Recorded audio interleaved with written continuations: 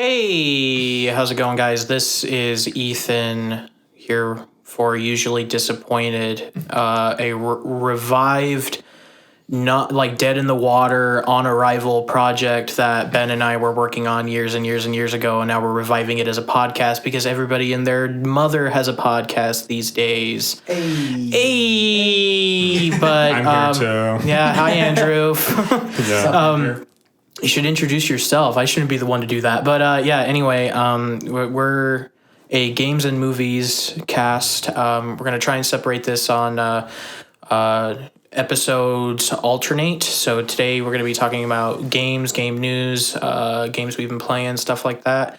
And then next time we're going to be kind of going through movies and the like. But at least for now, I'm your host. I'm in charge of this in a way. That feels weird. I'm never in charge of anything.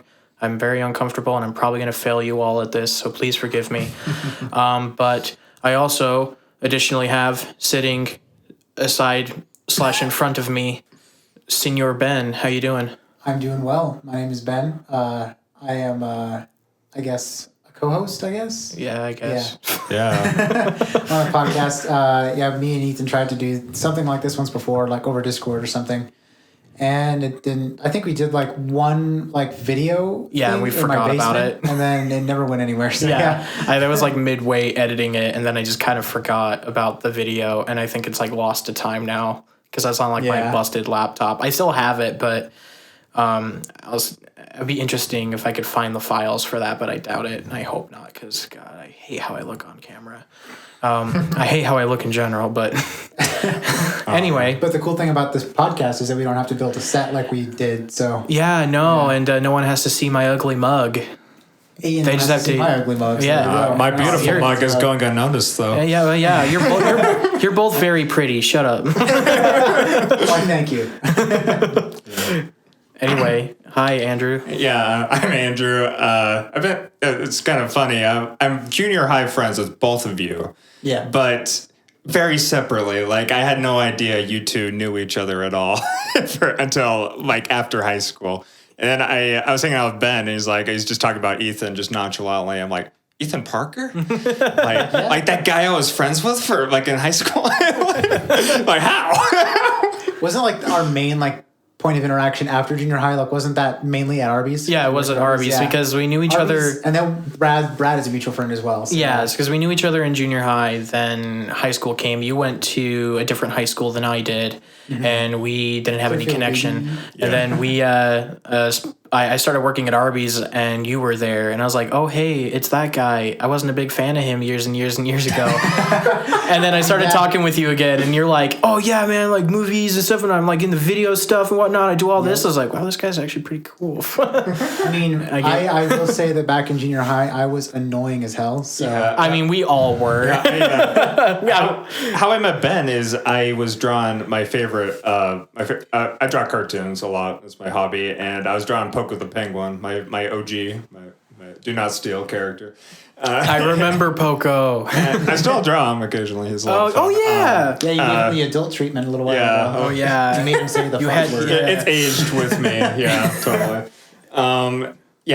Anyways, I was doodling that, and in history class, and Ben just was really fascinated with it. Even though it was such shit drawings, this is back when I was drawing beaks on the side of their heads. I thought it was cool, honestly. I don't remember that specifically. That's good. Don't remember it. I want to see it, though. I wish I still had them. Yeah. Yeah, so anyways, I'm a cartoonist. I'm actually going to do the art for this podcast. Yeah, that's what I was going to bring up, that Andrew decided to lend his services over to us. And also, while we're talking about people that are helping us out, I'm going to give a shout out to our sound boy, Elias. He's in the other room listening to us talking right now. Elias, do a shout out. I don't know if you could hear that, but that was him screaming. He's great, and we appreciate the help from everybody here. Because I mean, we're not looking at this as a professional thing or anything like that. It's primarily a thing to flush out portfolios, just kind of hey, we can hold conversation about things that we're passionate about. We can editorialize news and the like, and stay organized and the like in a very nonchalant way. So shows a lot of skill and able to hold a podcast and the like. So hopefully we can do something with this. And I'm not planning on anybody listening to this whatsoever. But hey, you know, it's good. You can throw this on a CV and whatnot. Say, hey, I've done audio work. And people can be like, cool, I don't care. You're applying for Arby's. Arby's podcast? Oh, yeah, the meat cast. JK. I published a book. And I still got rejected from Kohl's. I put that in my resume. They didn't care. That's annoying. But yeah, no. Nice having a bit of a nonchalant discussion here at the beginning, but I wanted to get into topics in which that we're talking about today, because we're talking about game stuff today, and there's been a lot of interesting game news that's been passed around these past like week or so, and especially past week. Yeah, like the past few days have been absolutely crazy. We're going to be starting by talking about something that is not new news whatsoever, but it's still interesting, still a point of discussion to talk about, because there's a lot of interesting perspectives that come from that, and that is the recent acquisition of Microsoft buying up Bethesda Softworks. Well, more like their parent company ZeniMax. I'm sure none of us need a refresher here, but as a reminder, ZeniMax / Bethesda have published titles such as Fallout, The Elder Scrolls, Doom, Quake, Wolfenstein. They have many like gigantic franchises underneath their belts, and they have got amazing studios like Tango Gameworks, id Software, their own like in-house development systems for Bethesda and whatnot. Like, again, plenty of stuff going on over there. But they're industry giants, and they have very iconic titles. They are. They've like top 7 at least. Oh yeah, certainly. They've produced a lot of fantastic games over the past several decades. They've kind of fallen in quality over the past few years, and that's an understatement, really. Well, notoriously glitchy. Yeah, and that's something I'll kind of want to get into a little bit, because I think this is the most interesting point of discussion with this. So anyway, Microsoft had announced that they're purchasing Bethesda for $7.5 billion. That's a good chunk of change. That's a dick load of money. Yeah. So much money. And that's money only Microsoft can afford. They're the only people that pull in those profit margins that could afford that kind of purchase. It's kind of like when Disney bought Fox. Yeah, this is kind of the same thing, except and a lot of people were comparing it to that, and I think the comparisons are valid in a way, but at the same time I'm not nearly as worried about it. I don't think this is going to be the big monopolistic hell world that the Disney-Fox merger has become, because I was scared about that. I was like, this is going to go terribly, and it did. Tons of people lost their jobs, which is what happens when a merger happens. Tons of people were out of work. Thousands of jobs, if I remember correctly, were lost at Fox. And with that, Disney they gained properties such as Alien, Predator. That's got... I think they own Die Hard now, because I think that was owned by Fox. They own Die Hard. Now they can make it a real Christmas movie. Dude, hear me out. Traditionally animated Die Hard.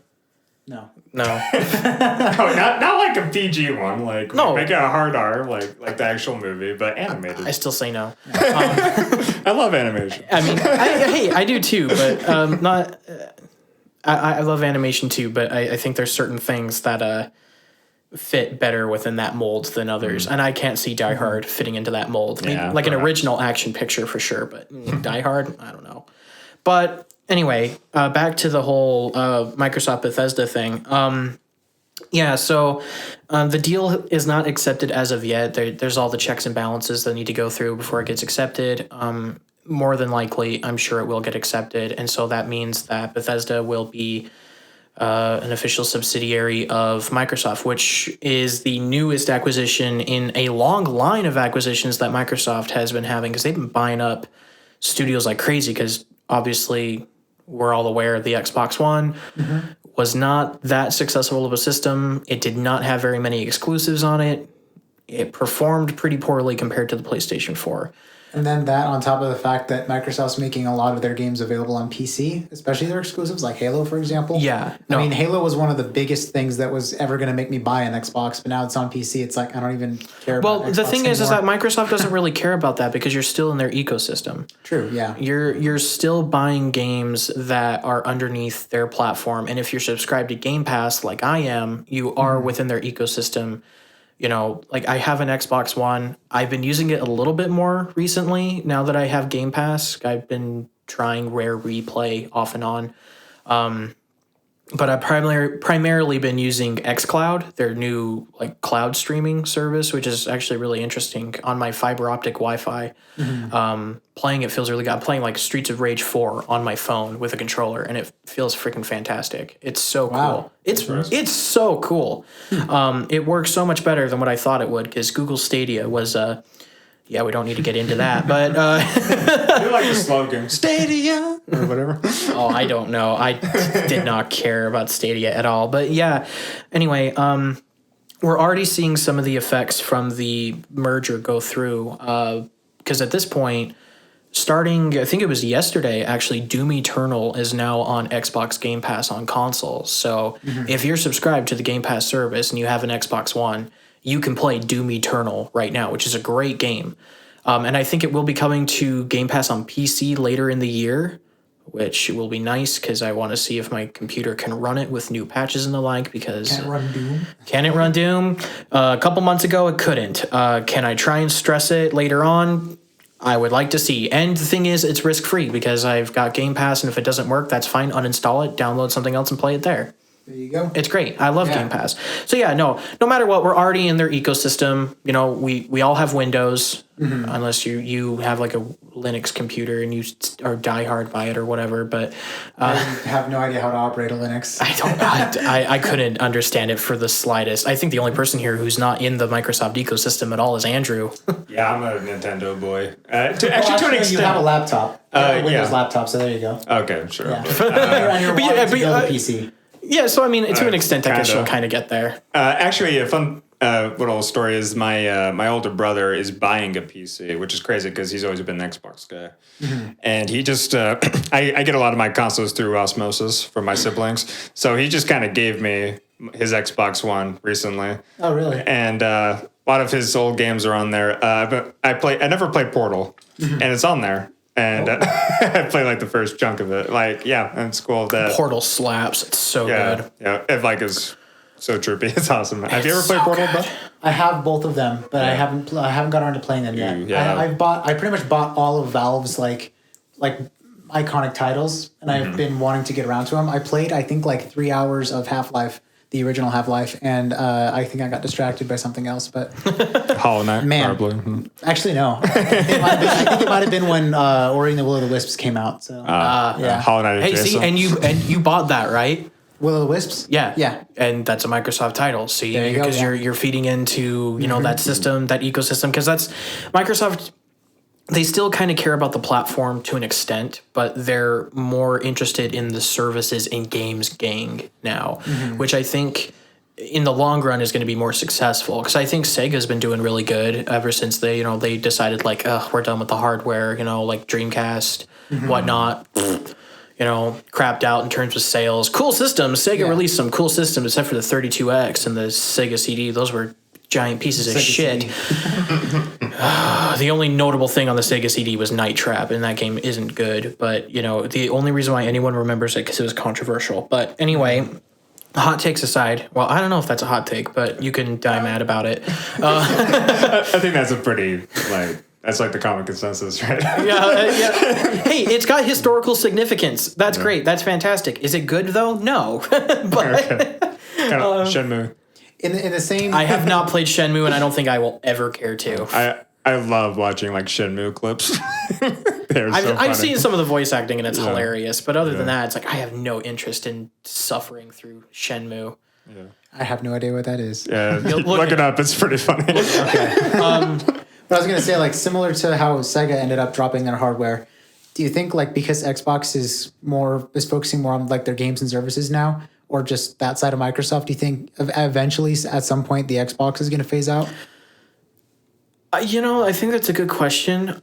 There's a lot of fanboys of Xbox. I don't know if they will, because it still pulls at least some sort of a profit. I know that the consoles are like sold at a loss, but they're still selling physical games. They're still getting the major cuts of those. Again, they're getting cuts from digital purchases that are on their dedicated platform. Because if you're to buy a Microsoft game on Steam, 30% of that's going to Steam, 70% of that's going to Microsoft. Of course, developers are getting paid and whatnot too on top of that, depending on their deals.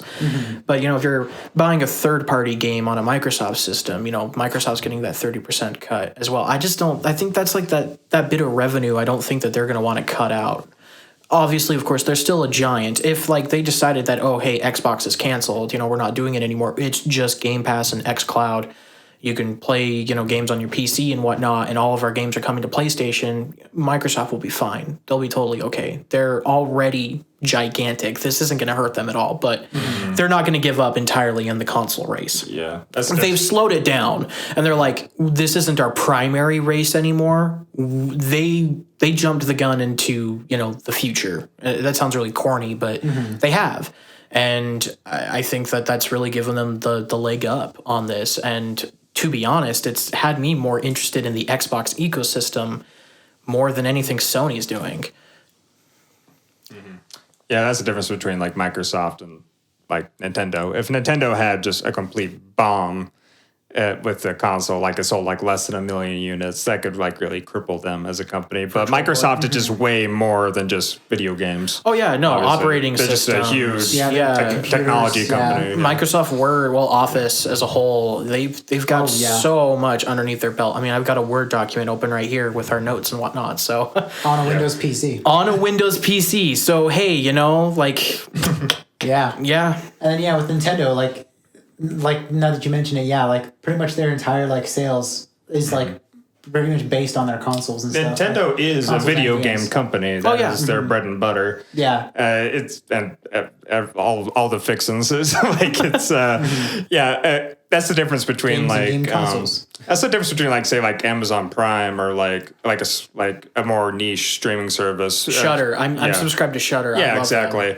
Amazon Prime doesn't really have to worry about how well their shows do because it's Amazon. It's Bezos books. Exactly. Yeah. But if Shudder, if it invests a ton of money in a show and it doesn't do well, that could cripple it entirely. So, Amazon Prime just doesn't have the same problem. Yeah, when we talk about movies eventually, I really want to talk about Shudder because that's a really great streaming service. I'll have to make note of that to bring that up at some point because that's great, especially for spooky ween and whatnot. It's a great service to have. But I'm assuming that kind of at this point we've kind of set our piece on the Microsoft Bethesda thing. Just kind of a recap. Not really worried about it. It's going to suck for PlayStation fans who are really itching for Fallout on PS4 and whatnot. Well, PS5 and Elder Scrolls too. The new Elder Scrolls. I think because Microsoft said it'll be a case by case basis on what they're going to do. Oh, the one thing I did want to say. Because I brought up the whole Disney Fox merger thing. Well, you brought it up, but I was talking about the layoffs and whatnot. Apparently, that's not going to happen with this. They're going to leave ZeniMax basically how they are. They're really not going to make any real adjustments. They're just going to be hey, oh, really? Yeah, no, because that's basically what they've been doing with their studios. Apparently, Double Fine. The guys who made Psychonauts, Brutal Legend, and the because they're working on Psychonauts too. Apparently they just pitch stuff to Microsoft. They're hey, what's that?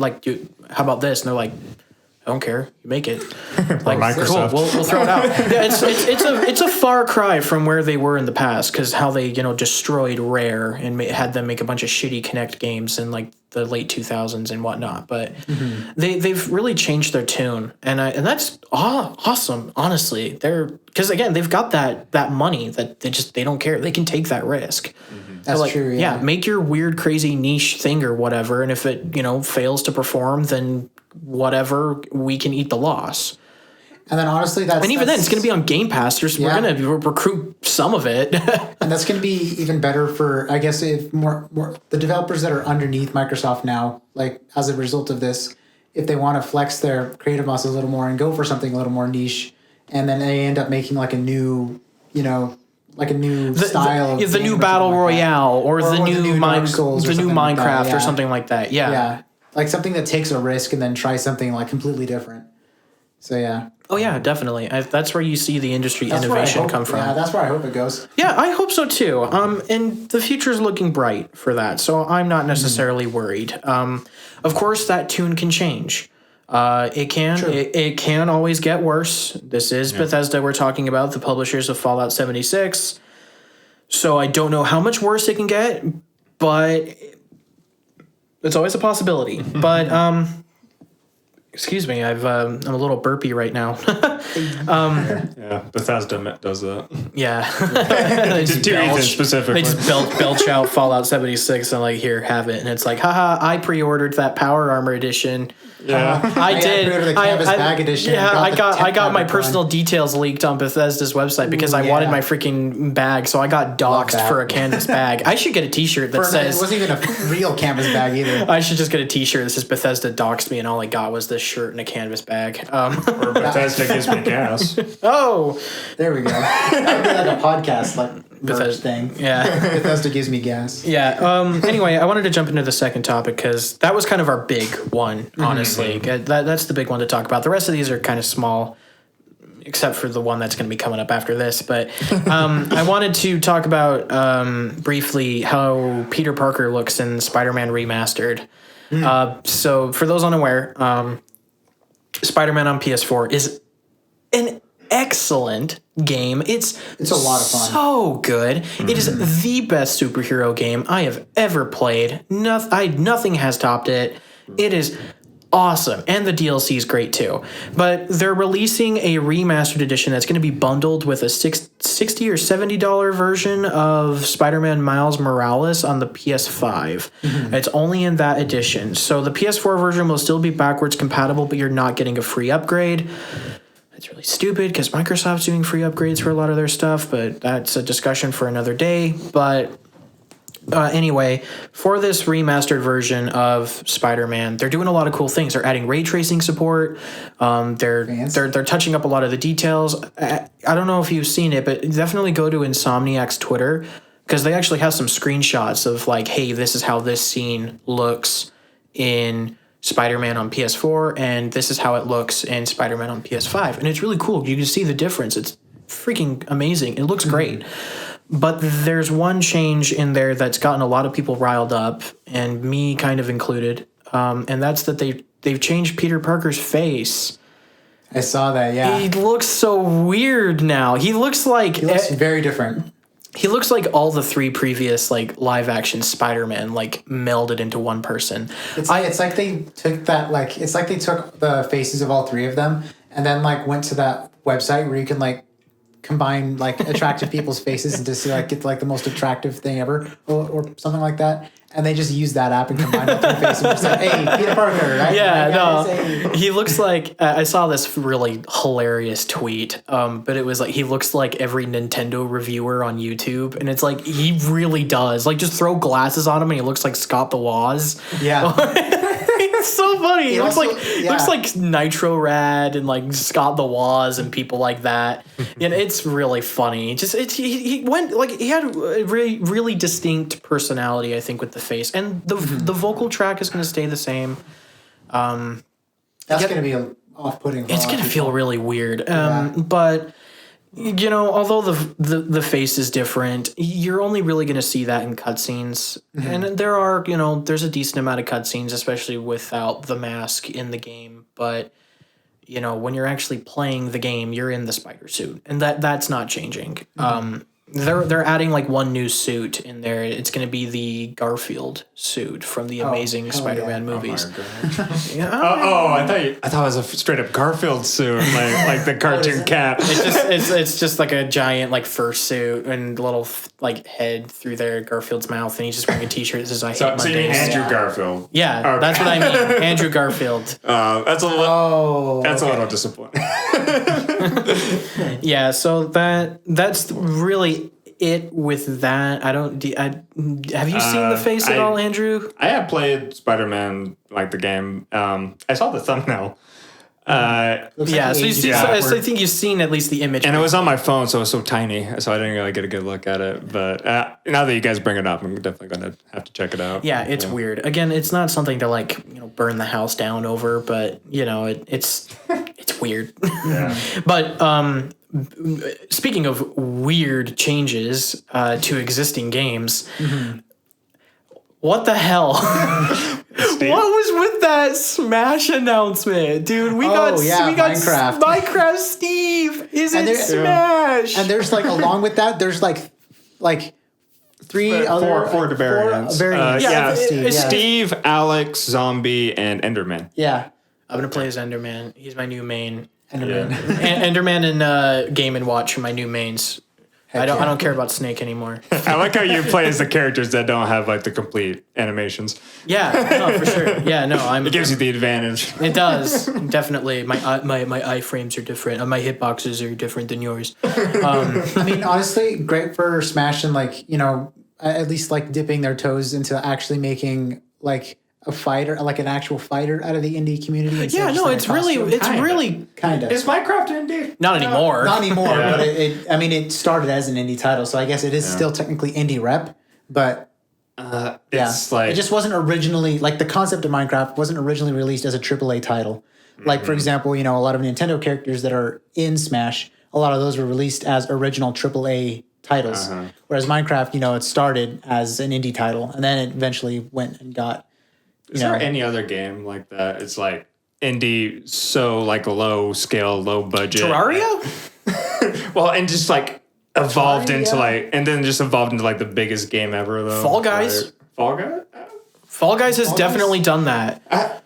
I just remember when Minecraft first came out. It was just everyone was talking about Yeah, it. well, that's Fall Guys has also seen that kind of adjustment as well over time, honestly. I mean, again, we're still in the early days of it. Like, the season 2 starts, like, next week of Fall Guys, but Fall Guys sold, because, although it was free on PlayStation Plus, it was, the top downloaded game in, a long time on PlayStation, and then on top of that, it, sold, 8.5 million copies on Steam. Jeez. Yeah, and it's like a $20 little indie game or whatever. Was one of those. Well, Yeah, same here. I bought it too. Great game. Love it. What about games like Fortnite and PUBG? Well, they're not indie at all. That's Epic Games. They own a game engine. Fortnite, yeah. But I was saying, that genre has kind of done that, because at the beginning, that specific style of battle royale. Oh yeah, like PUBG. Yeah, that's that style. Because that was normally an Arma mod, or was it a DayZ mod? It was started as a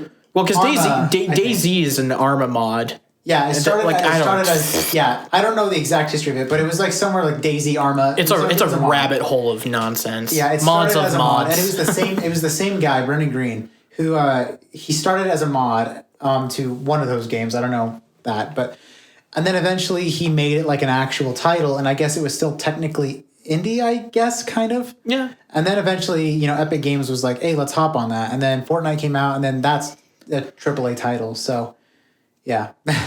I guess that's the genre that kind of did a similar thing that Minecraft like indie to AAA. That's like a genre in and of itself. It's a progression. It's a development. All like games.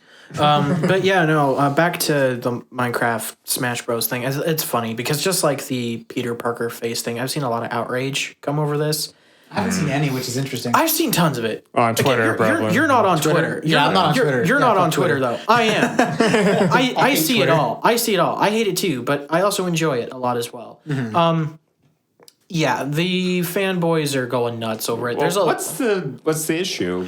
It's just because it's cringe kids game. What Minecraft? I didn't even play Minecraft, but It's so stupid. It's digital Legos. It's so cool. It's so much fun. Just because it is a lot of fun. Just because I played a it bunch recently. of cringy kids in the late 2000s are all like, oh, Minecraft. I was one of those kids. Yeah, just because they're kids like that, we're running around and guess sullying the experience or whatever, doesn't mean it's a bad game. It's still a great game. Yeah. Like Fortnite. I personally can't get into it. I can't wrap my head around it. But I look at it and it's a competently made really great game. And again, it's not for me. It's not my taste. but like I can acknowledge that it's good in that regard. And Minecraft's a lot like that, except Minecraft does appeal to my taste. I think it's great. But, you know, just because, like, it has, like, mass market appeal and, like, little kids like it, like, all of a sudden it's bad. But when like, I watched the trailer for the Steve trailer and whatnot, the additions and the weird gameplay adjustments that look like that are coming into that they look so crazy. Looks like and a really tactical fighter. Yeah, it looks so interesting. I don't get what everyone's problem is. And this episode isn't going to go out until after the video, because I think tomorrow they're actually doing one of those breakdown videos. Yeah, Sakurai. Sakurai, the breakdown videos are like, hey, these are the type of moves. This is what you're going to be looking at. I'm really interested to see how that goes, because I saw like a lot of building mechanics and everything that are going into that. Yeah. It looks so cool. It looks awesome. Yeah, it's one of those things where you can just see like the love and effort put into something, or just like, how can you dislike something that clearly like so much like effort and passion went into? I don't know. I heard that apparently that like this fighter was in like it was in development for like a matter of years. Min Min was the last one. That was like what, 4 months ago? Maybe. And there's still like there's still 4 more to go after Steve. Yeah. I heard Crash might be one. That'd be cool. I'd Crash. take Crash. I'd take a Naughty Dog rep and an Insomniac rep. Joel. Yeah. So Spyro and Crash, like boom, that'd be so cool. Joel, my character that Neil Cuckman took from me. Give me a cartoony character. We have enough like realistically portioned characters. Imagine Bring back Jack and Daxter. Bring back Jack and Daxter. Hell yes, dude. Or Jack and Daxter and Ratchet and Clank. I would love that. That'd be I mean, really like, cool. they already They're are echo in fighters PlayStation of each other. All-Stars. Well, yeah, PlayStation All Stars. Yeah. So I don't see them. I don't see them adding Jack or Ratchet. No, but because I see them. definitely not. I can see them adding Crash or Spyro though. Because the thing that I've seen, and I think this is an easy way to tell if a character is going to come out in Smash, is that although it can be owned by like another property, like Steve, Minecraft, obviously owned by Microsoft, Joker, Persona is like a Sony platform or whatever. Although it's like Atlas, I think that. I don't know who owns Atlas the rights. makes it, but I don't know who. I don't know who owns the think IP. it's Sony owns the yeah, IP. because I think They're all PlayStation games. they're PlayStation games, so yeah. That makes sense. yeah, but you know the thing is, at least they have like an exclusivity deal. But the thing is, like, if there's at least one game that's published on like Nintendo hardware, even though it's like from like a competing company or whatever, it has a chance. But I think anybody that has not made any sort of appearance, be it on the DS, 3DS, Wii, whatever. I think I don't think it's going to happen. Yeah, both Crash and Spyro got ports. They got ports. Although like Crash 4, which has just come out today, actually, it's only on PlayStation 4 and Xbox One right now. Yeah. They were talking about a Nintendo Switch and PC It would port. be probably quite the downscaling, I'm guessing. Maybe. I don't know. It's such a cartoony game, so who knows? I don't know. When you have such strong aesthetics, I'm not sure. I don't know. Well, even if it was a downscaling, I wouldn't care. It probably still look pretty good. I mean, if the gameplay's still good and they still maintain the same frame rate, cool with me. But yeah, no, Minecraft rep into Smash. I think it's a cool idea. I think so too. I can't wait to see what goes for it. I haven't gotten the new Fighter Pass yet, so I haven't played Min Min just yet. Min Min's weird. She's cool. Weird. I like her because nobody knows her moveset, so I like have an edge. Yeah. I think the big thing is like no matter who gets announced in Smash, somebody's gonna get mad about it, and someone's gonna throw a giant hissy fit Because their character didn't get it doesn't. smashed, yeah. Oh, my obscure character from 40, not 40, but like 25 years ago in this game on the Nintendo 64 that nobody else remembers didn't get a Smash rep. I'm gonna complain in a giant Twitter thread about it. Not my cup of tea. Not like a hobby that I can endorse. Just getting mad at everything. Who's mad? The only person who was ever able to do that successfully was the angry video game nerd. Yeah, exactly. Last story here. This is kind of a small one here. So we already talked about our two big ones, but before we start talking about what we played and experienced and loved or hated over this past little bit, Cyberpunk 2077, which is my most anticipated game for this year. Really looking forward to it. What I've seen from the game so far just looks great. The Witcher 3 is so good. I haven't played the DLC yet, but I'm going to. I have it. already it's a 10 out of 10 game. It's I still need to play Witcher 3. so good. Have you played the other Witchers? No, I want to though. So to play Witcher 3, you don't necessarily need to play. No, they talk about stuff that happened in the previous games, and you can actually transfer save files like Mass Effect style. So like choices that you made in Witcher like 1 or 2 or whatever, they can affect story beats in Witcher 3. Yeah, that's impressive. But someone like me who hasn't played it before, can jump in, and I'm in the majority. Many people have not played the previous Witcher games and jumped right into 3. So I don't think you're missing much of anything. I have the other games. I want to play through them. I've tried with their controls, and have not been easy, but I want to get over that hurdle because I love the world. I love the characters. I love the writing. I want to experience all the Witcher stuff that I can. So I'll probably play The Witcher 3 again in the future when I get the context of the other games and I can make a new save file that's built off of choices from the other games. But anyway... That's Witcher. But anyway, yeah, I love CD Projekt Red. They make damn good games. They care about the games that they make. They put a lot of care and effort into them. They make the best damn thing that they can release. And they're also very consumer friendly as well with what they release. They're not, oh, hey, we're going to chuck this full of loot boxes or microtransactions or whatever. Like, they're like, hey, we treat you with dignity and respect. You're a person, we respect you. But Cyberpunk 2077 looks like it's going to be, the next big thing. Incredible, yeah. It looks freaking great. I'm excited for it. Supposedly, per hardware requirements, it should run on my computer, but I'm going to test that theory. I doubt it, but I'm going to try. I'm going to see if they're lying or not. Massive game. Yeah, the file size isn't too bad. It's really? It's like 60 something or 70 gigs. Like oh wow, it's about as big as a Call of Duty Modern Warfare patch. Well, Call of Duty Modern Warfare they just suck ass at optimization. Yeah, it's so bad. That like over 200 gigs. Why? But anyway, it was announced, well, not really announced, but there were conversations that were being stirred somewhat recently about Cyberpunk 2077 and that devs would hopefully not be having to crunch to get the game out. I've said this like 3 times already, but for those unaware, crunch is a really frequent and unfortunate reality of software development. It's not even just video games, it's general software development as a whole, where people will have to work extended overtime hours, 80 plus hours a week, 16-hour days in the office, sleeping in the office to do last-minute touches on something before they release it. You name a game, it's probably been crunched on. The most recent example of like crunch being a big problem and when it was last highly publicized was The Last of Us 2 with the really bad work culture at Naughty Dog. Before that, there was a lot of stuff about Anthem. If anyone remembers that game from EA. That game is entirely hearsay. That game was just a collective. That game was made entirely in crunch.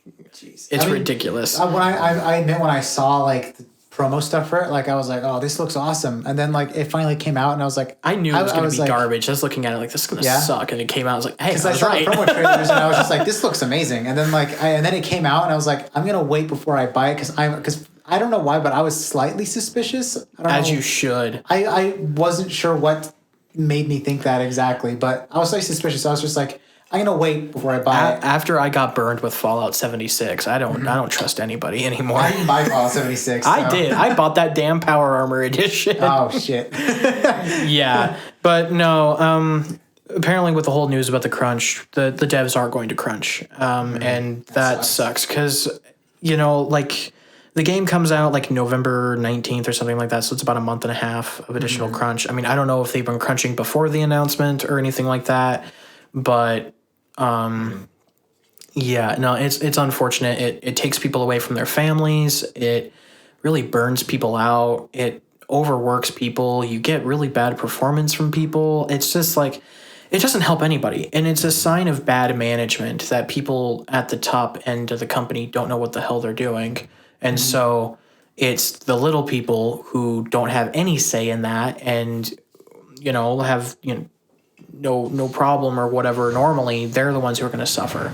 And that's what's happening over there, and it sucks, man. Yeah, it scares me because I'm going into the field of software development, and for a while I was wanting to go into game development until I realized how like, I guess what's the word I'm trying to look for? Unsustainable a career in game development is. Oh yeah, really. It's ridiculous. Yeah, because people burn out within like just a couple of years or whatever. Like I've heard people will get into like a AAA studio, say like Naughty Dog, for example, which is a studio I wanted to work for a while. I was actually like, that was one of my past goals. Was like, I'm gonna apply for Naughty Dog when I get there. Make The Last of Us 4. Something like that, yeah. But I was just like, A Thief's End. yeah, Last of Us 4, Thief's End. But yeah, so I heard about all that. And I was like, dang, and especially now because right now I've been really like into self-improvement, working out, that type of thing, and I have like a super like I work set hours, obviously, like most people do, and then I rely on the fact that I have that fixed schedule to plan my like workouts and like other stuff around. But if there comes a time where I need to crunch, like in a software development company that I'm working for, then that completely throws all that out the window because I need to be sitting at the desk and coding, and I would go crazy. It takes away from people's lives, and yeah, it does. And it's an unfortunate reality because it happens all the time, and it's a normal in the industry when it should not in the slightest. And I think one of the contributing factors to that is the fact that you've got fanboys who are just so vocal and loud about wanting the next installment or whatever, or they see the announcement. They want their shiny toy now. Exactly. They see the announcement, they're like, give me.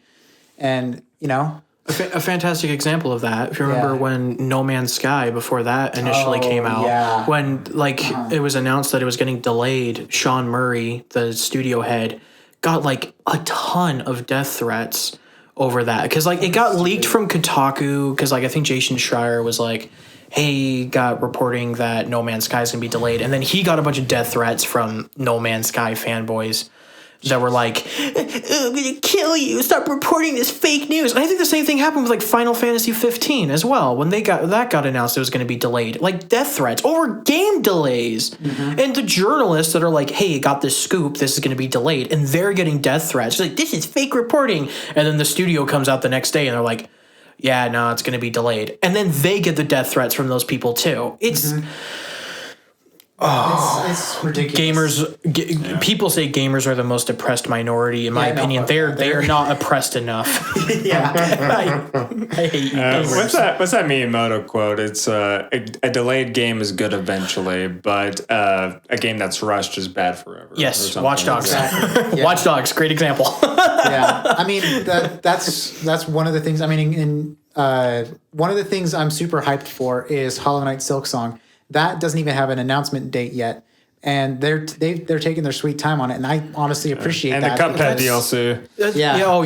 That got announced years ago. 2019, yeah. They said it was coming in 2019, and it's almost the end of 2020. Yeah, no, and the thing is, like, people's safety is more important, people's well-being, people are more willing to, like, downplay it with indie developers because they're just not that. Well, because they also have the freedom to do that. You hear things from people.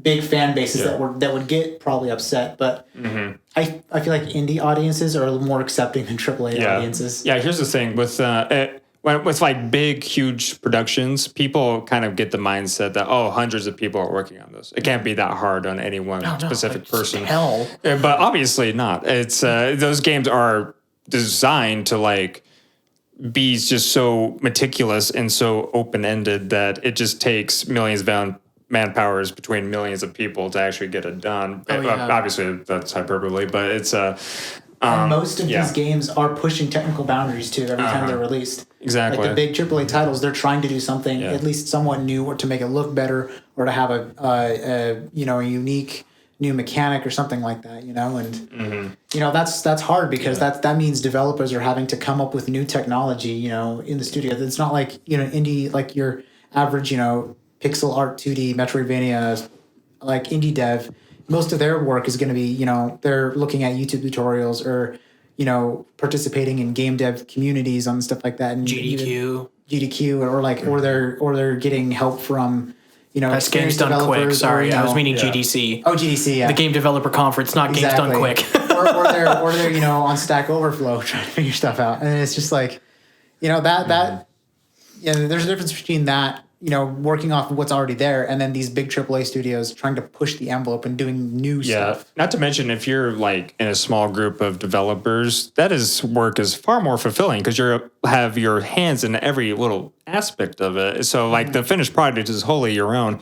Whereas if you worked on a game with hundreds of other people, it's like, oh, I'm the guy that kind of did the lighting on the foliage, like on the trees. It's like, check it out, that was me. You see that little light flare? I did the lens flares. Like so cool. That's not even fun to talk about with your colleagues. And it's work that does need to be done. Well, I say need. We don't need games, but it's work that needs to be done for the product itself. And big respect to all the people out there that pour their blood, sweat, and tears into this. Again, all developers out there. Even the people who made Aliens Colonial Marines and the people who made Ride to Hell Retribution, I feel bad for those people. That development cycle was awful. Every bad game, Takeshi's Challenge or whatever, they're all working hard. I respect you guys. You're doing work that's far harder than I ever could or any of us, I think, ever could. It's awful, but respect. But with that, we're gonna break away into the what we've been playing this past little bit. Yeah, a little casual discussion, like kind of talking about games that we've played recently, how we're feeling on that. We've got a little bit of crossover this week, a tiny bit this section. I don't know how frequently we're gonna do this, but episode. Every freaking this day. episode, yeah, no, that's what I should say. I wanted to talk briefly about Duke Nukem 3D Megaton Edition, which is a lot of fun, and you can't buy it anymore. It's gone.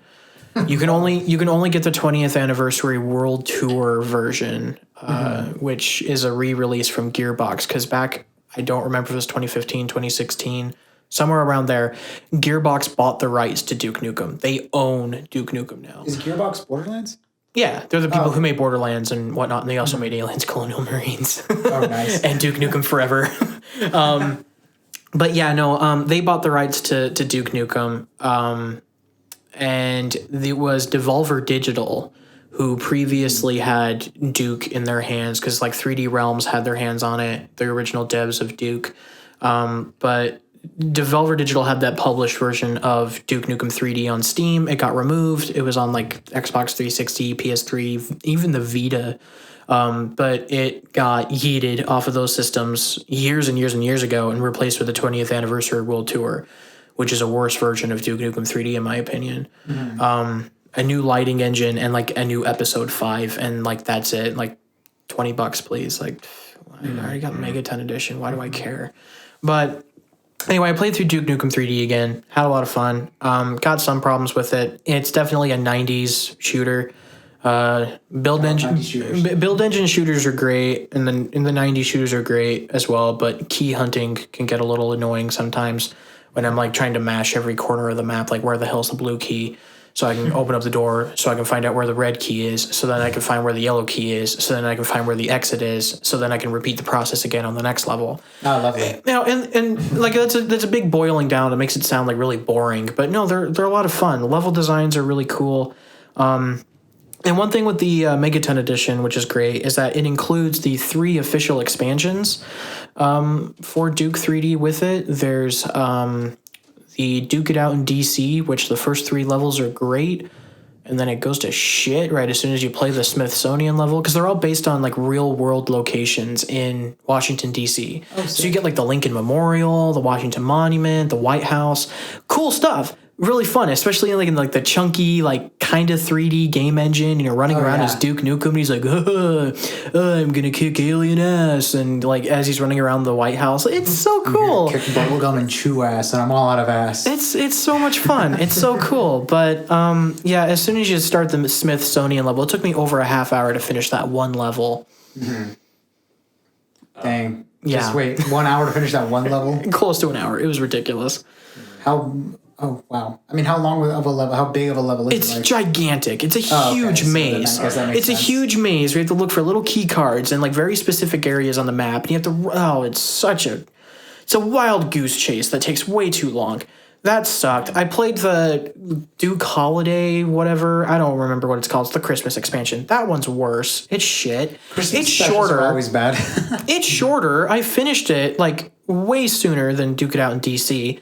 But it's terrible. It's really misogynistic, even more than what Duke Nukem normally is. Mm-hmm. Your main enemies are like feminist elves that like rise up and like brainwash Santa or whatever, and you have to like kill the elves and like save Santa and whatnot. That sounds pretty hilarious, to be honest. It seems like it tries to take itself seriously, maybe, but it does it in such a bad way that it's funny. It's it's like obviously a joke, but it's just a joke in poor taste. Yeah, like when you boil it down like that, Duke sounds Nukem funny. has never been Yeah. serious. Duke Nukem has always been a joke. It's always been a joke. But no, it's terrible there. And then the last expansion is Duke Caribbean Life's a Beach. Haha, funny. That one's actually pretty good. All your enemies are like wearing like pool floaties and like nice. and like Hawaiian shirts and sunglasses. Like all these aliens are like dressed up all funny, and Duke Nukem's wearing sandals and shorts, and your weapons change to like squirt guns and whatever. Yeah. It's That's a lot of fun. Yeah, there's like your RPG's a coconut launcher, so it just like literally just launches coconuts at people. Like Nice. it's great. It's that one's actually pretty fun. But yeah, that's my thoughts on Duke Nukem 3D Megaton Edition. It is good. It's not fantastic. The expansions are garbage, but except for Caribbean, but they're not included in 20th Anniversary World Tour. Oh, they're not. sucks. Yeah, they're like the thing is they're official expansions, but you can't get them anymore. You like have to pirate them now, which is stupid. Because I'm glad that I bought the copy of the game that I did years and years and years and years and years ago. But I've looked recently. If you want to get a Steam key for Megaton Edition, I found one on like G2A. Guess how much it was? How much? I said guess. Fine. $300. Oh, not that much. Oh, gee. It's like $80. Like $80 for a freaking 90s build engine shooter.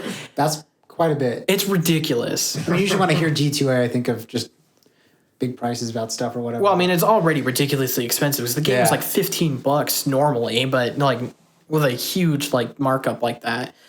$80, yeah. It sucks. But yeah, if you can get your hands on Duke 3D Megaton Edition, I totally recommend it, especially over 20th Anniversary World Tour, because the audio quality in that one is worse, and the lighting engine is stupid, and Gearbox... Leave it to Gearbox to ruin a good thing that was already done, and they didn't need to touch it up anymore.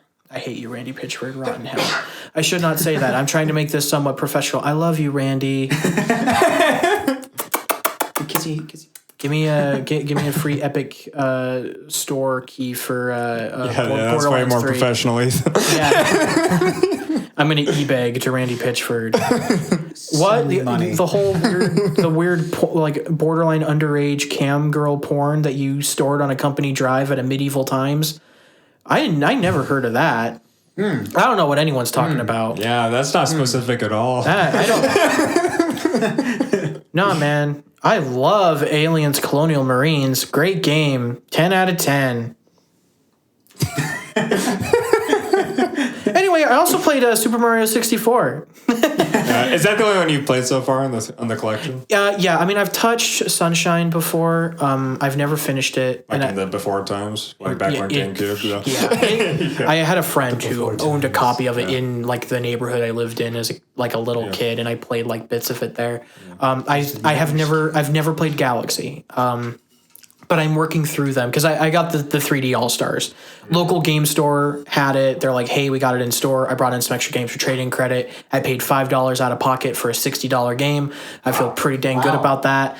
That's really I'm pretty happy. But I got it. I got the copy. I paid full price for a game. I've all three of them I've beaten at least 3 times each. Yeah, Andrew's the boy who's going to talk with me about this because he's been playing 3D All-Stars as well. Here's the thing with Mario and me. Mario's very close to my heart. The very first game I ever beat by myself was Pac-Man World 2, which is basically Mario but less.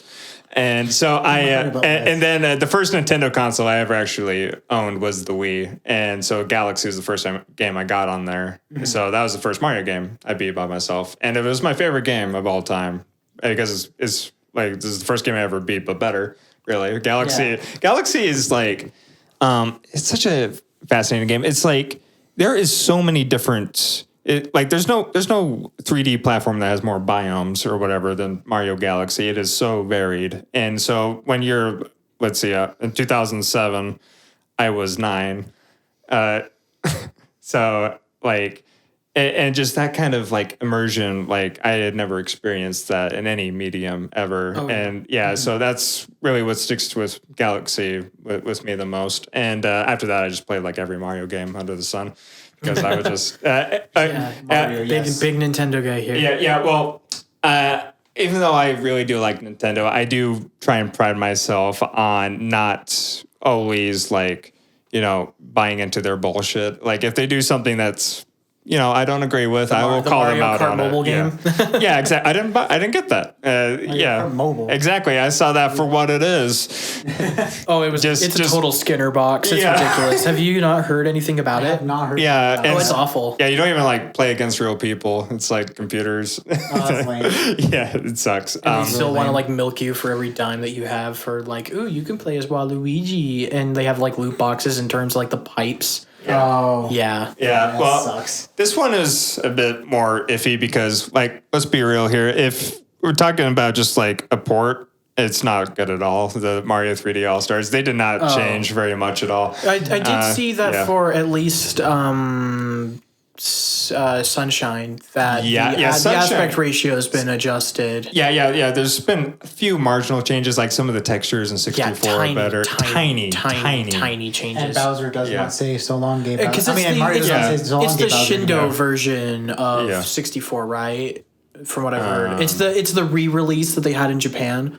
Perhaps that patch some of the things because like you can't do the whole like I've seen the speed runs of the you can do backwards long jump. Yeah, the backwards long jump. That's I've actually done that before as a speed run. I did the 16-star run. It took me 3 hours. Yeah. The whole so long Gay Bowser wasn't in the Shindo version of the game because I think this is the version that was ported over.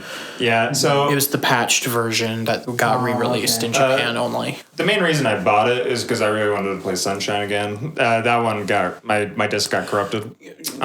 Sunshine was the main attraction for me as well because trying to find a freaking physical copy of Sunshine for the GameCube is so expensive. So it's like $60. I get Sunshine, but I also get 64, and I get Galaxy with it as well. It's like, I feel the value prospect, while admittedly overpriced for emulation, because it's all it is just glorified emulation. Yeah. It's still cheaper than if I'm to go freaking try and hunt down a copy of Sunshine on its own. Because, I have a GameCube. I want to own physical GameCube games. But now that I got 3D All-Stars, I don't care to find a physical copy of Sunshine. I don't care. I'm going to play it on my Switch. There's one big thing I wanted from each one in this update. To be honest, I wanted 64 to get a whole graphical overhaul. That didn't happen. I want a rewind function. Yeah. A lot of games have been doing that, especially with 64's interesting controls. Yeah. Or like 64 DS, but like upscaled to a console. That would be really cool. Go back to the full stick movement instead of like the 8-point movement. Yeah, that's what I wanted for 64. Didn't get that.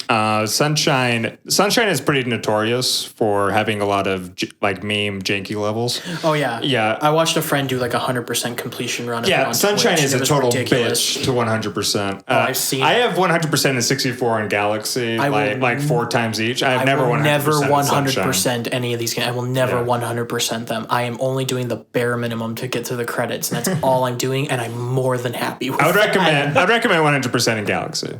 I'll feel it out. You probably will, to be honest. It's very fun. I hear it's amazing. Yeah. So I'm pretty excited. I'm happy with Galaxy because it gave me the thing I wanted. I wanted to be able to play it without shaking the Wii remote to spin. You can just press X now. That's awesome. Nice. Yeah. Yeah. Finally. I think that's probably what stopped me from playing it as much because you gave me your copy. Yeah, of Galaxy. I gave Ben my copy of Galaxy, and watching him play was hilarious because he was holding the Wii remote like down by his waist. Yeah. And he would shake it like next to his waist. Yeah. I'm like, Ben, what the hell are you doing? I mean, part of my childhood was on the Wii, but I'm just so not used to it now. Yeah, it's weird. So like playing it with a Pro controller, like I bet it's a hell of a lot better. Yeah. But yeah, for me, for Mario 64, I don't have much to say on it because I haven't finished it. I've gotten to the basement. That's as far as I've gotten. And that's not far at all. no, I've done a lot of the stars in a lot of the levels. I've 100%ed Bomb on Battlefield. I've gotten most of the stars in a lot of other levels. I'm looking at 26, 27 stars that I currently have at the moment, and you need 70 to finish. That's where we're kind of looking right now with that. But yeah, no, I'm having fun with it. I just have problems with the camera, and and just the controls just feel a little wonky. But no, I'm enjoying it, and it hasn't aged well. It's everyone says that about 64. Yeah, and I totally agree. Yeah, no, it revolutionized the industry, and it's done many fantastic things, and it's the godfather of 3D platformers, laid the groundwork for what was to come. There's a lot of things about 64 I still really appreciate. You can get the stars in any order. And none of the other Mario games are like that, so that's really cool. Oh, I love how like crazy you can fling Mario around. The amount of moves that you can pull off in there is so freaking cool. Yeah. I love I've done so much like fun acrobatics in this game already. It's like this game came out in 96 and I'm like doing all this crazy like long jumps and like crazy backflips to get to places I normally shouldn't be able to get to. Yeah. Like it's so cool. Yeah, every Mario game is like that. Mario game is at its best when you use Mario's moveset to like just break the levels. Like playing it exactly how the devs intended is very boring. You want to break the levels and like find like shortcuts and stuff. That's how you have fun with Mario. Yeah. Yeah. So I guess we can carry on from there. We've talked about 64 3D All Stars. Already crossed a bit of stuff off of that. Ben. Yes. I see that you've been playing that game that you can't stop playing. Yeah. I literally, it might be a slight addiction. It's Hollow Knight, by the way. It's Hollow Knight, yeah. I freaking love Hollow Knight. What is it about Hollow Knight that just grabs you so? I honestly have no idea. What's funny is I told you this the other day, but I found like an old journal of mine a couple of years ago, and I found there was an entry in that journal of when I was shown Hollow Knight. By you, yeah. Oh, great. I am the enabler. You started. You did this to me. Yeah. And it's funny. I love Hollow Knight too, but I'm not nearly as obsessed with it as Ben. And I kind of just showed it to him just randomly.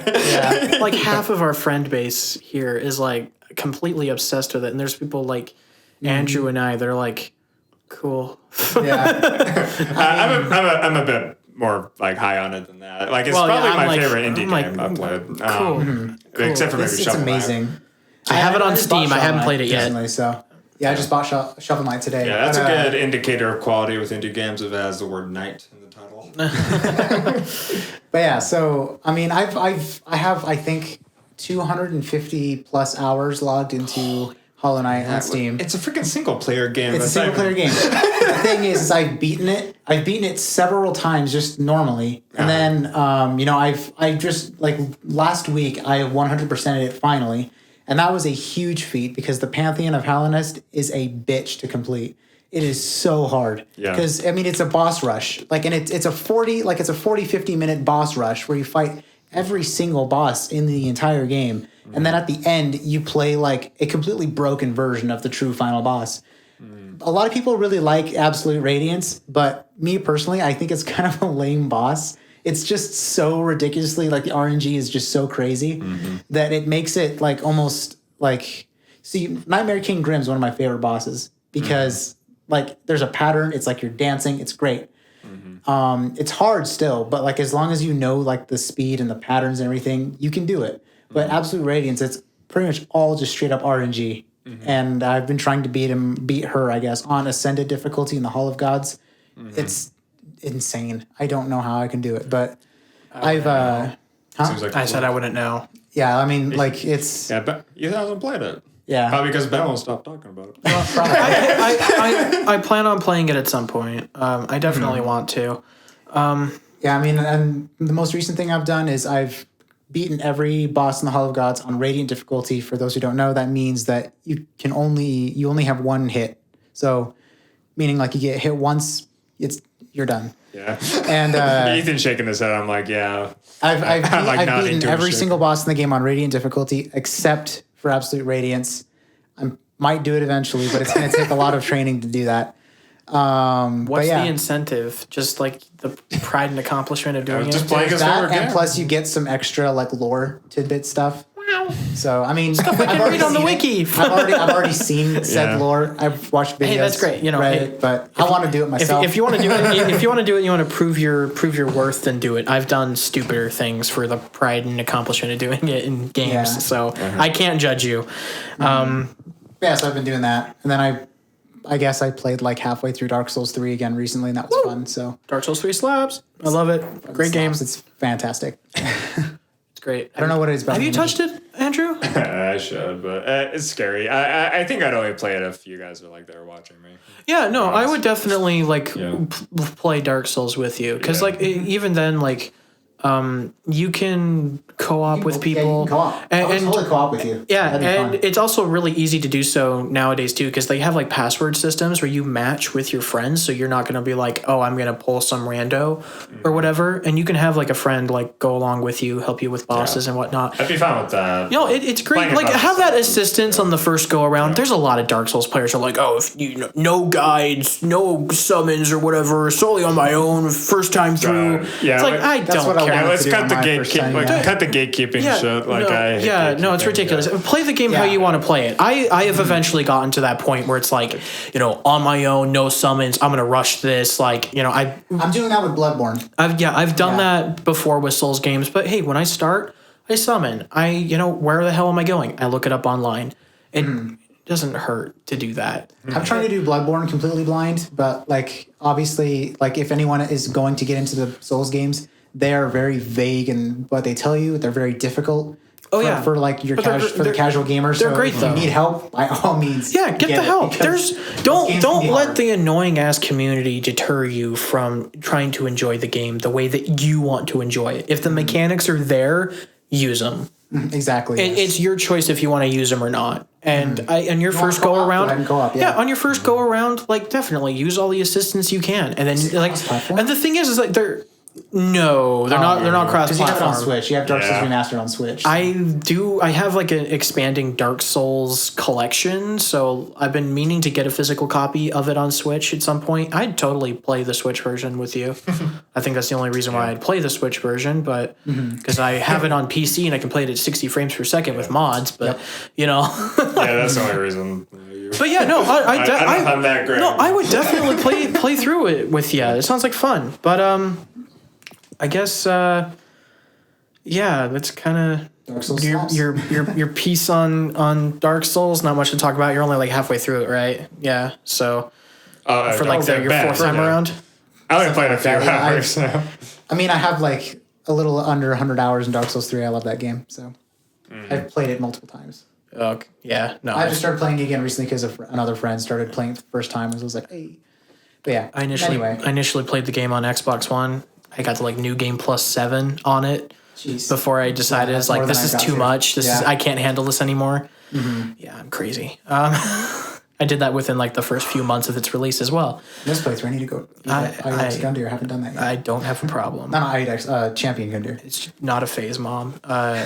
Anyway, Yeah, anyway. I guess since we've both kind of covered two games in particular that we've kind of been wanting to get at, Andrew, you've been playing some Animal Crossing New Horizons and Ratchet and Clank 1 and 2. I don't have a lot to say about Animal Crossing. I just my main thing Animal is Crossing. Yeah, exactly. What I'm am I playing gonna it say too. about it? Halloween event looks like it slaps. Planted some Yeah. pumpkins, bought some candy. Yeah, That's we all need I've to done. we need to visit each other's towns again Yeah. sometime. My people are asking, "Hey, what's up?" I know, right? Yeah, with Ratchet and Clank though, it's funny. Ben, like, it's kind of your Mario, except for maybe Jak and Daxter. Jack and Ratchet are both my Mario. Yeah, so yeah, the PS2 variants of Mario. So it's interesting. Like, I played the first Ratchet and Clank, and to be like totally frank, the first like 70% of it, I was just really annoyed with it. Yeah, the checkpoints are so irritating. I remember them being really bad. You had to start the whole thing over every time you die, and you die in really dumb ways. There's a lot of instant kills. There's things that just like straight up like latch onto you, and you only take 5 hits like, at best. And so I started getting into it a bit more towards the end because of the levels. I think just got more well designed, so I wasn't dying to stupid shit all the time. But later levels are cooler for sure. Yeah. Although I died to stupid shit on the final boss a couple times. Now I don't have any money, so I can't buy the ammo. Oh, that's so now so I have to go grind money. That's essentially a soft lock. Yeah, it sucks. I essentially soft locked myself in Ratchet and Clank. But on the bright side, I played the second game, and that like fixes like 90% of the issues, so it's a lot funner. So I can see myself being a Ratchet and Clank fan at some point. Right now, I'm very later games. Right now, I'm just kind of Stockholm syndrome right now. But you're being held hostage. By my PS3. It's being held hostage. When you finish up Ratchet and Clank, you should definitely play Sunset Overdrive. It's made by Insomniac. It's Ratchet and Clank meets Tony Hawk's Pro Skater. I've heard that's really good. It's freaking great. It's so underrated. I love it. I bought it day one when it came out. What platform? It's on Xbox One and PC. Yeah. PC. Okay. I can see myself being an Insomniac fan. I played the Spyro trilogy too. I don't know about the PC port though, because I got the Steam version a little bit ago, but it really broke down on me in weird ways. Like the floor completely disappeared, audio completely disappeared. What version of Xbox? Just the one. Oh, Xbox One. Yeah, it's on Xbox One. Oh, it came out like 2014, I think. Oh, okay. I don't have an Xbox One. Yeah, it's freaking great. I highly recommend it. Yeah, so Sunset's on Xbox One. Yeah. And I can do that now. Yeah, and you got an Xbox One, definitely play it. I think it's also on Game Pass as well, so you could subscribe to it for like $1 for 3 months of Game Pass Ultimate, play through Sunset Overdrive, and cancel your subscription. If you wanted to do that, you could do that. I'm so bad about canceling subscriptions. Hey, that's why I set reminders on my phone. More of us need to do that. Yeah, I'm bad. We're just about kind of wrapped up here. I know we've been going on here for a little while, but Ben, you've seemingly been getting back into Rainbow Six. Yeah, I mean, there's not really much there to talk about. I mean, we are kind of running a little over on time, I guess, but what was our time limit here? I don't know. I think we wanted to just do like an hour or something. I don't know how long 2 hours at most. I don't know. Hey, Elias, how long have we been going? 72 minutes and 2 seconds. Wow, so absolutely 72 minutes? An hour and 12 minutes. I feel like we've been going a lot longer than that. It is getting freaking hot in here. So, I'm actually managing. As the fat guy who gets hot really fast, I'm managing. I'm so used to the cold since I work in a cooler. Oh, that makes sense. Anyway. Just sweating my butt cheeks off. Rainbow Six, not really much, I guess. I mean, I used to be pretty good at it. Like, I guess a year ago, I was like climbing the ranks in ranked. But then I put it away for a while because I got addicted to single player games. Hollow Knight, Ratchet and Clank. I went back and played my whole PS2 like catalog. But I recently got back into it, and I haven't been doing ranked, but I've just been playing, quick matches with friends. With you is like mostly Ethan. Yeah. And I've been wanting to get back into Siege and what? And Elias. That's true, sorry. Yeah. So, You're not in the room, so yeah. Sorry. Stay out of this conversation. Elias, you're gone but not forgotten. Yeah, Elias, our background noise. Yeah. Our background noise. He's been playing with me and Ethan as well, and we've just been playing quick matches. I found 2 new mains. I main the proxy characters. I guess I play Iana or Lana or whatever her name is on attack. She sends out a holograph of herself. Yeah. I called her Diet Tilda Swinton. Exactly. Yeah, and Diet Thicc Tilda Swinton. Yeah. Sure. And then that doesn't make sense, but okay. No, because like her. Have you not stance, seen Tilda Swinton? Yeah, of course. No, but like Iana's stance and like the victory pose, like everyone else is standing normal, and then Iana's just like ass. Yeah, you made a pose, but there's no camera in here. No one Yeah. can see that. I know what he means. I know what he means. Yeah, and then on defense, I play Alibi. We'll make that the picture of this episode to go out. Just me showing off my cake. But no. Our episode title for this first episode is Thicc, Tilda, Swinton. Thicc, Tilda, Swinton, yeah. What's the abbreviation for that? TTS? We need to do that thing where it's like abbreviation, then the full title right underneath it. But yeah, no, I've been enjoying some Rainbow Six as well. Runs pretty decently on my computer, although it sounds like it wants to blow up every time I try to boot it up. But yeah, no. And it takes like 5 hours to boot up. My boy, Maestro. He's my boy. Maestro. My Fidel Castro lookalike or Che lookalike, whatever. Saying, well, the other more look. He looks more like Fidel, but yeah, he chomps on his cigar. I love the cameras that he sets up, and you can just like look in place and just shock people with it. I freaking love Maestro, and that LMG boy. Oh, it's so good. Oh, I love his gun. Oh, it's so good. Freaking love Maestro. He's my man. Played Maestro. I haven't, but I haven't played him. Play him. He's so good. I love him. Give him a shot. I just really love the holographic operators. Yeah, no, and Alibi. They are pretty cool. I've been more like raw damage and tank hits. Yeah, that's how I play any game. I've always been the more tanky characters, where it's like that used to be me, and then Dark Souls kind of changed me because I started doing dex builds on that and stuff. So. Ew, you're a strength all the way. I'm Mr. More in Dark Souls 1, I'm the kind of guy who like by New Game Plus. I'm the guy by the time he hits New Game Plus in Dark Souls 3 is like dual wielding what's the name? The Fume Ultra Great Swords. I'm like dual wielding those and like full set of armor, but like I beef up my endurance high enough that like I'm not fat rolling for whatever reason. I'm like impressive. I'm a monster. And I just tank damage. I'm a monster. I mean, but I've got my sharp Sellsword Twin Blades. They scale with dex. My dex is like through the roof, and then I just chuck on like dirty elemental buffs. Dex builds. Yeah, I totally know what that means. Dexterity. Anyway, that's Dark Souls 3. We already talked about the only use of Dex is so that you can wield Zweihander.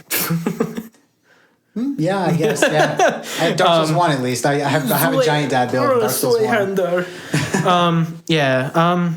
Yeah, Rainbow Six, fun game. Rainbow Six slaps, man. Rainbow Six slaps. It's great. Yeah. This kind of leads to the final game. I saved the most interesting for. Well, that sounds mean. It's Last of Us. It's the most confusing and hard to talk about. The Last of Us Part 2. I have just started playing that. I started last night. I've already put in a lot of time into it. I'm about 9-ish hours into it. So you still haven't completed Ellie's arc yet? No. Yeah. I'm in like the second or third day or something in Seattle. Yeah. And how much do you know about it? I know all the spoilers. Okay. I saw the leaks as they came out. I knew about everything that was going in. Andrew, are you aware? I have not played it, nor do I plan to, but I know everything about it because I just love discussion about stuff. Because we're going to talk about the spoilers at least for the first little bit. So if there's a couple things that you don't know about The Last of Us 2, if you still have not played it yet, it's been out for about 6 months. I know I haven't played it yet, but if you're sensitive to spoilers, this is where you're leaving. This is why I kind of wanted to leave it towards the end as well, in case anybody's listening. Yeah, true. They don't just bounce out halfway through. Mm-hmm. So yeah, Joel dies. He gets Andrew. he gets Andrew Ryan, as I like to say. Epic BioShock reference. A slave obeys. Yeah, he gets a man chooses a slave obeys by Abby. Whack. Yep. Right towards the beginning of the game, and the funny thing is, I saw so many people that got so mad about Joel dying. Like, I don't know. It's you loved him. He was such a great character, and he was like such a great guy. Like, no, he wasn't. Was a terrible dude. He was a terrible human being, and that's what made The Last of Us Part 1 interesting. Mm-hmm. I love Joel as a character. character, He's an but he's not a good anti-hero. person. He's an anti-hero. He Yeah. cares about himself, and that's it. Like, he cares about Ellie by proxy because it affects him. Because, you know, like, and they set that up. It's very apparent from the very beginning when Sarah dies in the beginning of the first game. Yep. When she gets killed, you cut to credits, and I still freaking cry at that scene to this day. It's rough. It's rough, Yeah, man. I have played the first one, by the way. It's so rough. No, just the first bit. Yeah. Yeah, no, it's definitely really good though. But yeah, that whole thing though. He's a selfish person, and he had what was coming to him. He did. He really did. He had it coming to him. I think that was the most like You don't interesting wipe out way. an entire hospital of people working to save a cure, kill someone's dad in the process, and then hope to, just not be bothered by anyone ever again. Yeah, no, like like he was going to get his shit kicked in. He had what was coming to him, and I don't get the anger behind it at all. The most valid argument I've heard is that the main draw of the first game was Ellie and Joel's dynamic. So the real sin there is just he died so early. Well, I didn't get that going in for me. I can somewhat agree to that because they do have a part of the narrative evolution of the first game is seeing how the dynamic evolves between Ellie and Joel. Because at first they don't like each other. They're like, Joel's only doing it for a paycheck. Ellie's along for the ride. She would rather be with Marlene. She'd rather be with Marlene. She doesn't care about this whole thing at all. But by the end, they form together a surrogate father-daughter relationship. And it's through the progression of that 15-hour campaign that you see that, evolve, and it's great. It's really, really great story-wise. Gameplay, Naughty Dog games, at least recently, are not that strong in the gameplay department. Not the strongest games, but I still find them interesting. They're very samey, really boring in a lot of ways, and this is part of my problem with The Last of Us 2, and we'll get to that in just a second. But yeah, but anyway, narratively speaking, Joel had it coming. I don't get why people were so mad about it. They're upset because of the way he died, and they just for some reason don't like Abby. They don't like Whammon killed Joel. And and a lot of them, Buff Whammon killed man. Exactly, yeah. And I see a lot of that coming in. It's like, that's unrealistic. It's like, dude, there's literally a person that they modeled Abby off of. They had someone in the studio with that body type. Yeah, exactly. And they're freaking jacked. So I don't know. Yeah, it's just I've seen jacked women. It's not uncommon. It's just trying to excuse blatant misogyny just for the hell of it. It's ridiculous. Abby ended up being a really good character. I don't know yet because I haven't played it. Oh yeah, that's true. So. Yeah. Well, I know the story. You know the story. The only bits of Abby that I have played are those tiny bits, like at the beginning of the game when she's approaching the outpost where Joel and Tommy are at. That's basically it that I've played of Abby so far. Of course, they have that whole time switch thing. And I'll want to talk on that further when I finish the game. But from what I've played so far, pretty simple how I feel about it. Narratively speaking, I think it's really interesting. I think there's a lot of cool themes that are going into it. The gameplay, though, I'm very mixed about because the combat can be really interesting. And I've pulled some really interesting and cool stuff with the combat. What I love doing is taking the trip mine bombs and making those. I place them in an area and say there's zombies or people nearby. I had a really cool encounter in the big area when you're trying to track down Tommy as Ellie, and you're in that big stretch of grass areas and whatnot, the small town structures and whatnot in Seattle. There was a guy who was walking with a dog, a patrol dog. I had the bow and arrow at that point. I sniped out the dog. I sniped out the guy. And then what I did is that next to their bodies, I placed trip mines on there. So when the people came by and noticed the bodies, they'd walk up to the bodies and they'd blow up. So what I did is I placed those there, and then I had a brick and I threw that at a nearby tree. So people started moving towards that area. So the people started moving there. They noticed noticed the bodies. They ran. 2 people blew up from those bombs. So I thinned the herds by a good amount already. Yeah. And then they're on high alert and they start scattering. And then I start going by, stealthy, just stabbing necks from there on out. It's so cool. There's some cool stuff you can freaking do with the sandbox in there. I love the whole luring people into bombs and whatnot. I'm a big Metal Gear fan. I love like playing around with the sandbox and like what crazy stuff can I do. It's pretty generic in terms of weapon sandboxes go. Oh yeah. But it's still fun. Later, when you get into later game stuff and you have fully upgraded skills and weapons, it becomes super fun. Yeah, from what I hear, because I have a friend, because I've been putting out a Twitter thread where I've been posting my thoughts of the game as I've been going out and playing through it. And I have a friend who told me basically the same thing. He's like, towards the end, later combat encounters, you can do some insane stuff in there. I'm looking forward to it. I really am. But here's my big problem with the game, pacing. It is paced terribly. Oh my hell. Long. How long it takes to get through the freaking prologue is ridiculous. It took me like two and a half hours to finish the prologue. Are you kidding me? It takes so long. And it's like, this game's like 23, 25 hours long. Like, why?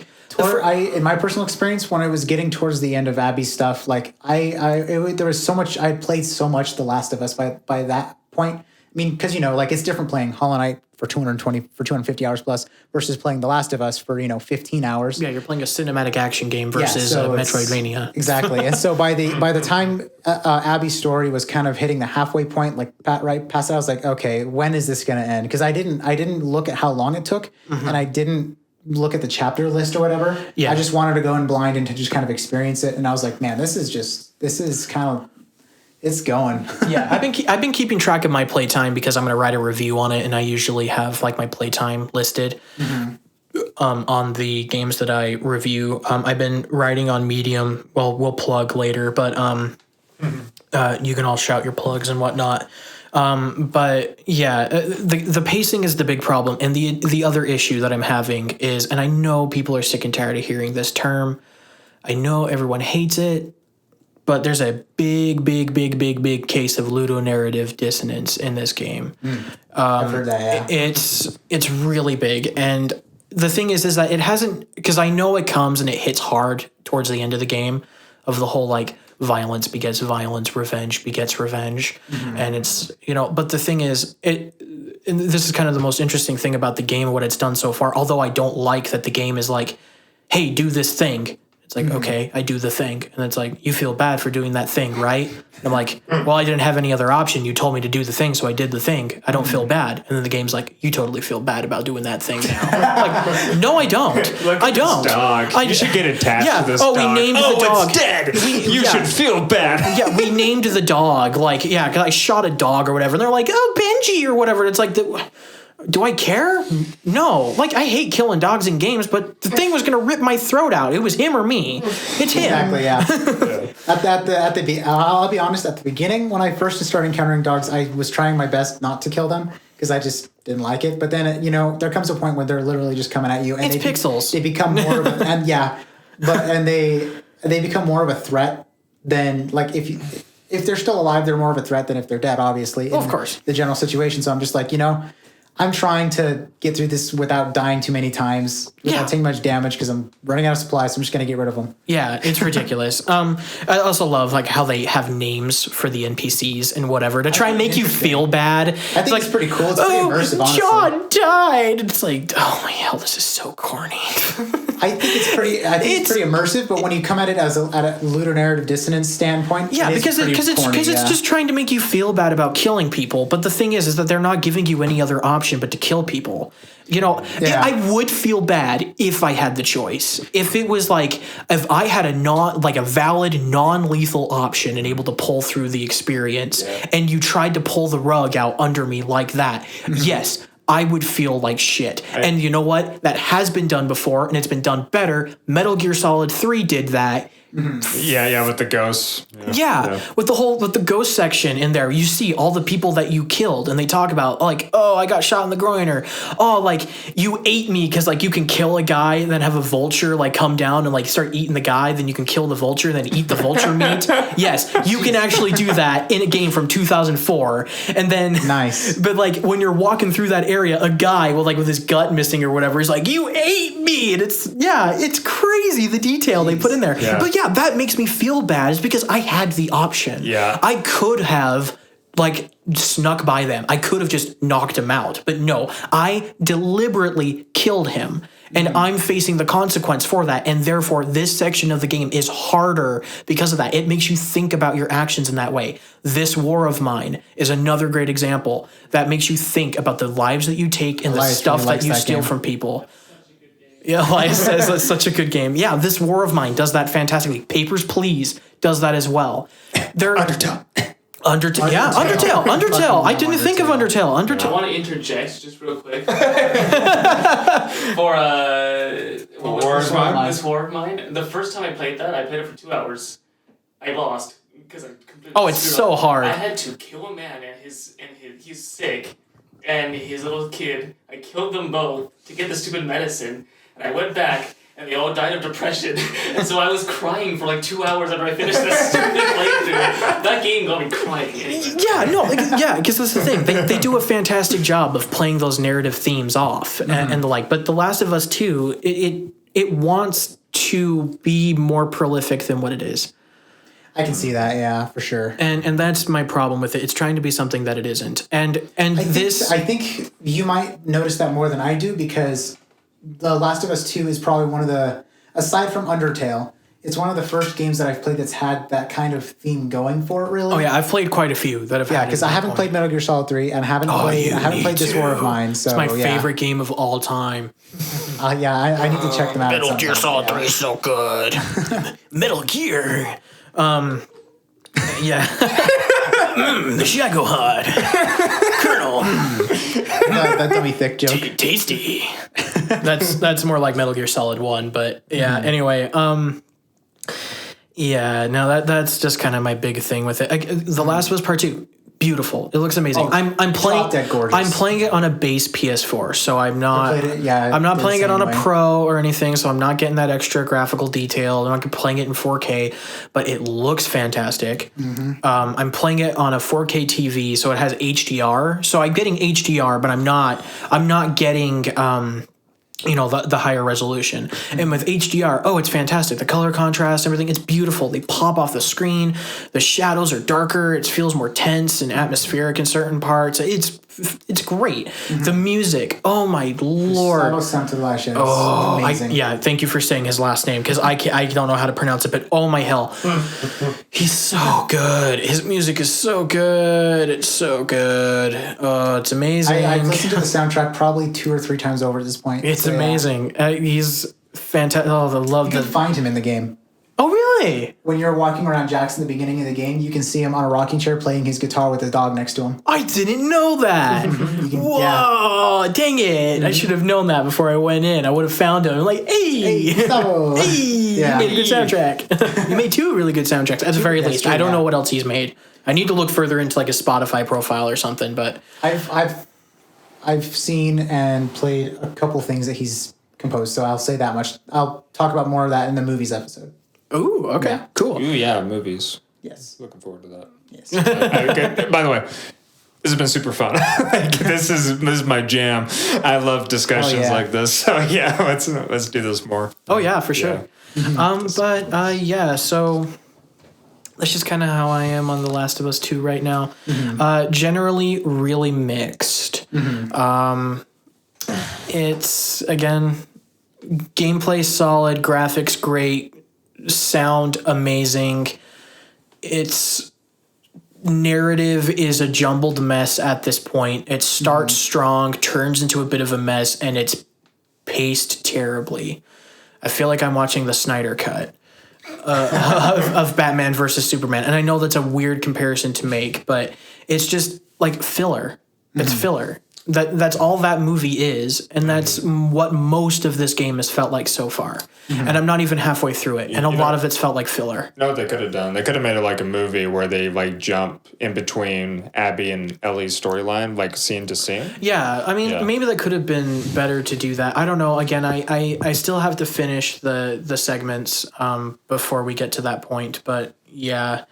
I think we're about wrapped up there. Yeah. I'll cross that bridge when I get there, and then we can talk about the full game because I'm sure I'll finish it within the next few days, and we'll go from there.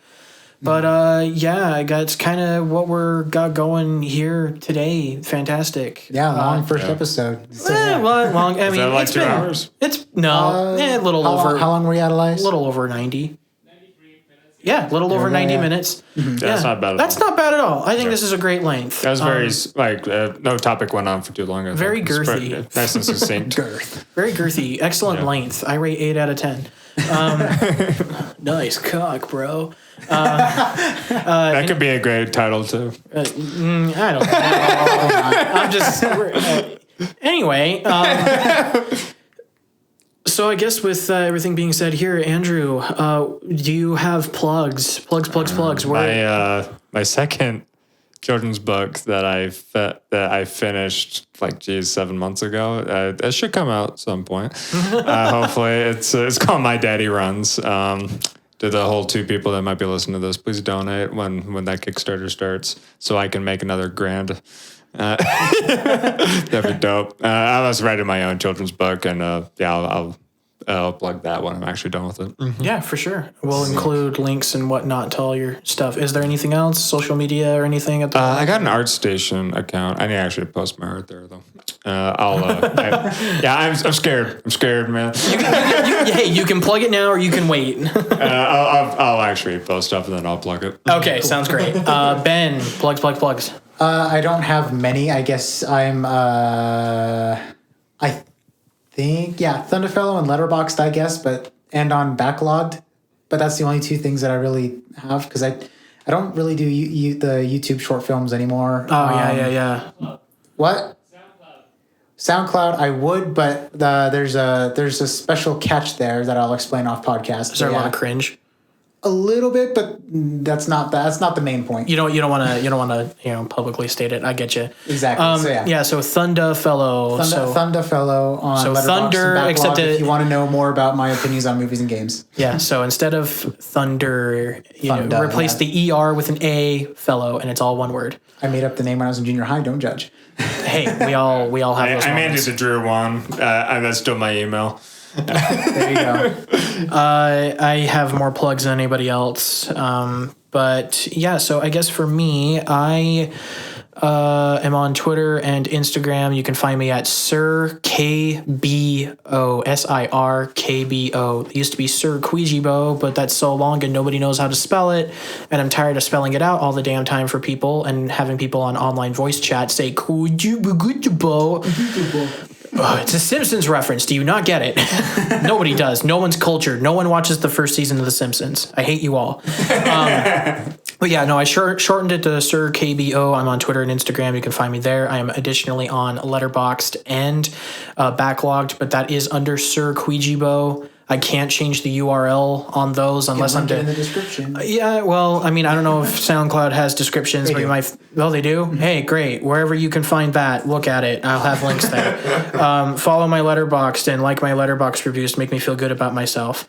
They're actually really good reviews. I follow. Also like my tweets, so I feel good about myself. Everything else I don't really care about. That's whatever. Cool beans. You do you. But yeah, that's everything else for me at this time. So yeah, that does it. Nice. 95, 96, 97-ish minute podcast here to start. Yeah. Great. We can't wait to come back here, talk with you guys again. We're going to be discussing movies and the like. It's going to be spooky season, so we should watch horror movies. Ooh, yeah, I should. Yeah, I've only seen like 2 in my life. Yeah. All right. Well, hey, with that, I thank you guys for checking out Usually Disappointed. Fantastic. Love you guys. Go into that description. Thanks. Bye. Thanks. Bye.